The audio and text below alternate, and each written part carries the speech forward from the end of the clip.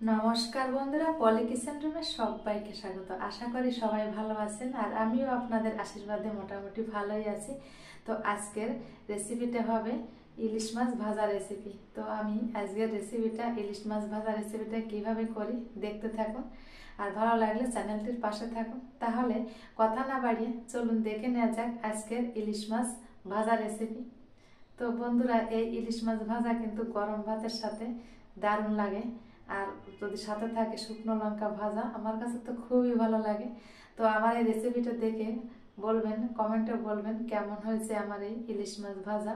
আর ইলিশ মাছ ভাজা গরম ভাতের সাথে আর লঙ্কা দিয়ে কার কার খেতে ভালো লাগে অবশ্যই কিন্তু আমাকে জানাবেন। তাহলে চলুন দেখে নেওয়া যাক ইলিশ মাছের ভাজা রেসিপি। তো মাছগুলোকে আমার কেটে নেওয়া হয়েছে। এবারে আমি এক এক করে মাছগুলোকে ধুয়ে নিব জল পাল্টে পাল্টে। তো তার আগে আমি একটু হালকা লবণও দিয়েছিলাম, এই দেখুন। তো মাছগুলোকে আমার পরিষ্কার করে ধুয়ে নিতে হবে। তো এই ধরনের যে ছোট ইলিশ মাছ ভাজা খেতে কিন্তু দারুণ একটা টেস্ট আসে বন্ধুরা। খালি যে বড় মাছেরই যে টেস্ট থাকবে তা কিন্তু না। তো মাছটাকে আমার ধুয়ে জলটা ঝরিয়ে নেওয়া হয়েছে। এবার আমি দিয়ে দিলাম পরিমাণ মতো লবণ, দিয়ে দিলাম আর দিয়ে দেব হলুদ গুঁড়া। তো লবণ আর হলুদ দিয়ে মাছটাকে আমি ভালোভাবে মাখিয়ে নিব। দেখুন, লবণ হলুদ দিয়ে মাছটাকে কিন্তু আমার সুন্দর করে মাখিয়ে নেওয়া হয়েছে। তো এবার আমি কড়াইটা বসিয়ে দিলাম। তো কড়াইটাকে আমার ভালোভাবে গরম করে নিলাম। এবার আমি সরিষার তেলে আজকের মাছের এই মাছ ভাজা রেসিপিটা হবে। তো সরিষার তেলটা দিয়ে দিলাম। তো তেলটাকে আমি ভালোভাবে গরম করে নিব। তেলটাকে কিন্তু অবশ্যই ভালোভাবে গরম করে নিতে হবে, তা না হলে মাছ ভাজা ভালো হবে না, তলা থেকে লেগে যেতে পারে আর মাছগুলো ভালো ভাজাও হবে না।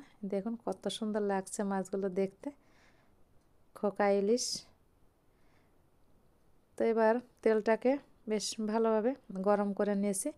এবার নুন হলুদ মাখিয়ে রাখা যে মাছ, এই মাছগুলো আমি এক এক করে ভেজে নিব।